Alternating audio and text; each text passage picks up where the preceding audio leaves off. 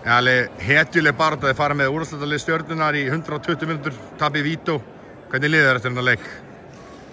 Skrítið tilfinning, maður stoltur en samt að samanskapi svolítið súr en frábær frammistöður þessu liði. Ég bara ekki séð svona góða frammistöður neðrildaliði á móti efstöðarliði held ég bara á Íslandi.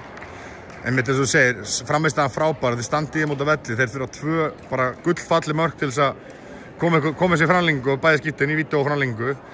Hvernig finnst þér að horfa á liðið standa í bara úrvalsdeildarlið? Bara svona, komdu með svolítið góða greiningu á því? Ég skal bara koma með góða greiningu. Ég held bara að þegar að lið verður að liði, svona margir einstaklingar leggja sér saman í að ná okkur markmiði, þá getur gert allt. Það er bara þannig og það sem gerist hérna Kára, þetta eru strákar með 0 krónur, þetta er bara passion og líka bara hvernig þeir spiluðu leikinn. Þetta snýst ekkert bara frammistaðan var fáránlega góð og líka ég er bara hrikalega stoltur af leikmönnunum og umgjörðinni og bara bæjarfélaginu og allir sem komu að leiknum, bara frábært. Svo nefnir umgjörðina, finnst þér ekki snillt að fá alveg stuð og bara stuðningjörðin í höllinni? Jú, frábært og líka bara geggjað að sjá hvað margir mættu og hversu peppaðar fólk verið í stúkunni. Og það segir líka það að við lendum tvisvar undir í þessu leik og við hættum aldrei. Það er 15 mínútur eftir í framleikunni og við höldum áfram og það er fáránlegt hvað var mikil orka í þessum mönnum. Þetta er bara mikið hrós til þeirra og síðan eins og við veist, bara vítaspyrnukefnir eru bara þannig að það getur dottið hvað.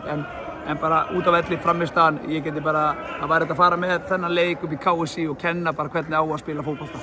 Hérna, skiptingin, 68 mínútur, þeir eru búin að jafna leikinu 70 sekundur setna eða eitthvað. Hvað er svona tilfinning að það verið þjálfar á bekknum?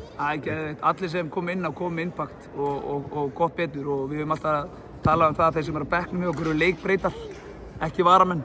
Þannig að það er það sem einkennir þennan hóp svo mikið frá öðru. Er bara hversu mikið samheldni og það er bara næsti maður kemur inn, jú, menn geta verið fúlir en koma alltaf inn bara grjótharðir. Atvikina þegar Villi dómari kemur og segir ykkur að hætta og er ykkur orðið svolítið heitt í amsið þarna?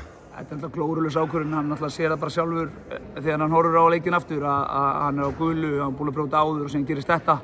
Og ég minna að hann læri bara eins og við hinir sko að vonandi horfir hann bara aftur á þetta atvik og sér hvort þetta var rétt eða ránd en ég er búinn að sjá atviki aftur og ég tel að þetta sé svolítið stór ákvörðun í leiknum, fannst mér, en auðvitað við heldum bara áfram eins og segir, það kemur mótlæti, við fórum inn í hálfleik, við getum annarkvort farið að væla og hugsa eitthvað, en við hugsaum bara, hey, fuck it, leikurinn er 90 plus framlegging núna og við bara keyrðum á þetta er mómentið bara búið, það er bara næsta móment.